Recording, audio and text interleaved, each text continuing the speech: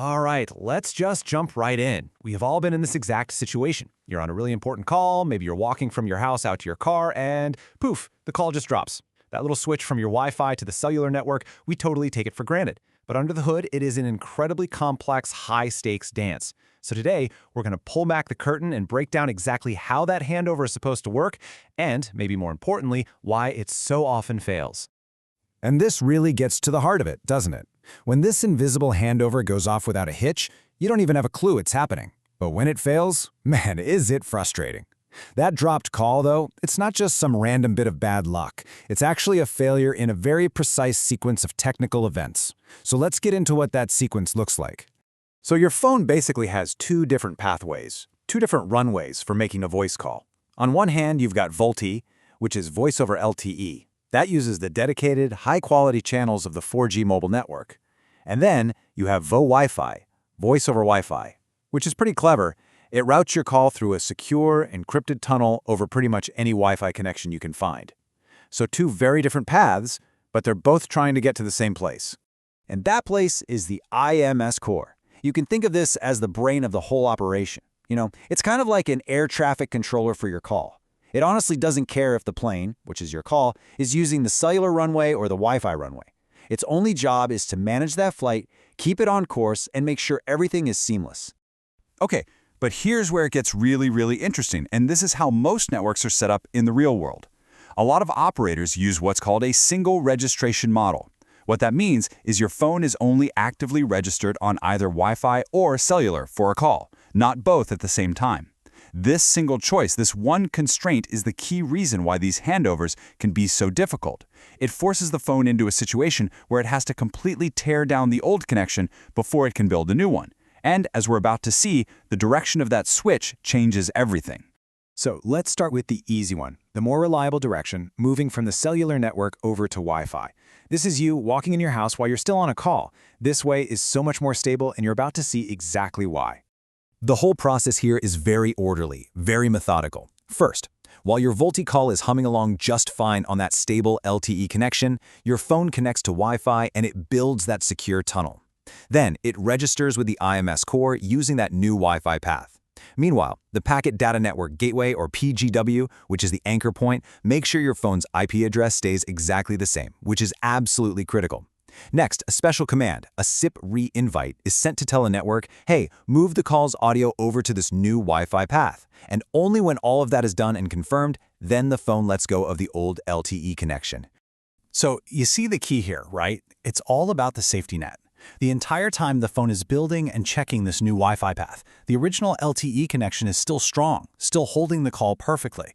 There's no panic. There's no race against the dying signal. The phone is essentially building a new bridge from the safety of solid ground. Now, let's flip that around. This is where things get messy. This is you leaving the house, walking away from your Wi-Fi router. This handover is way more likely to fail because it's literally a race against time. And here is the fundamental issue. Unlike before, the thing that triggers this handover is a failing connection.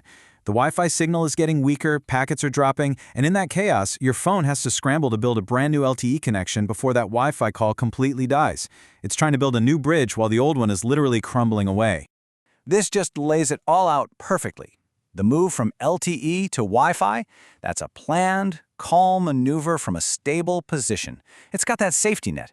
But the move from Wi-Fi back to LTE, that is a frantic, high-pressure emergency procedure. It's a race against the clock. There is no safety net, and every single millisecond matters. If you understand this core difference, this asymmetry, you understand exactly why calls drop. This is such a great way to think about it. That call that dropped as he walked out the door? It wasn't necessarily that the 4G signal was bad. It was because the phone simply lost the race. It just couldn't get all the steps done, connect to LTE, register with IMS, update the call, before its runway, that Wi-Fi signal, just completely ran out. Okay, so if you're a network engineer, how in the world do you diagnose this? And more importantly, how do you fix it? You can't just throw up your hands and say, bad coverage. You need a really precise set of tools. So let's go through the 5 key metrics, the KPIs, that give you the real answers. Okay, number 1. This metric measures the very first step, the very first gate that this connection has to get through. This is your IKV2 setup success rate and time. So IKV2 is the protocol that creates that secure tunnel to the carrier's gateway. That's the EPG. What this metric tells you is how well and how fast your phone can build that initial secure connection. If this part fails or it's too slow, the handover is dead in the water. A high failure rate here points you right to a problem with the EPG or the access network itself. All right, number 2. Now we need to look at how long it takes to talk to the brain of the network. And that is the IMS registration time. And you got to look at it per access type. Remember that race against time we talked about? Well, this metric tells you precisely how long the IMS core is taking to say, yep, you're good to go on this new path. If this step is slow, it is just burning through precious time while that old Wi-Fi connection is fading to black. Number 3. So, even if the new path is built and ready, you still have to actually move the call itself. And that's where we measure the reinvite success rate. See, once the new path is all set up, a special command has to be sent to officially move the call. This KPI tracks how successful that specific command, the reinvite, is.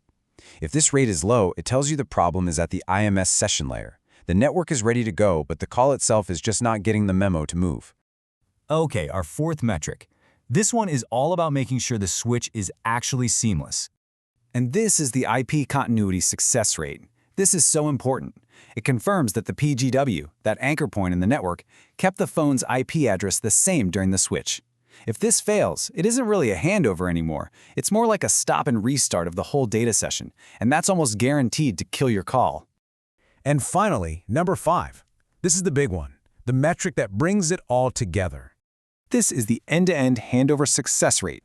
You can think of this as the ultimate source of truth. It only counts a handover as a success if every single one of the steps we just talked about works and works in the right order. The secure tunnel gets built, the IMS registration completes, the SIP session moves, and the IP address is kept the same. This complete end-to-end view is what lets you go from just seeing symptoms to actually finding the root cause. And you know, that really brings us to the final thought here. The networks that have the absolute best voice quality, they're not just the ones with the most cell towers. They're the ones whose analytics can tell them exactly where, in this complicated chain of events, a call failed and why. So the question I want to leave you with is this. Are your analytics just measuring coverage, or are they actually giving you the answers you need to win the race?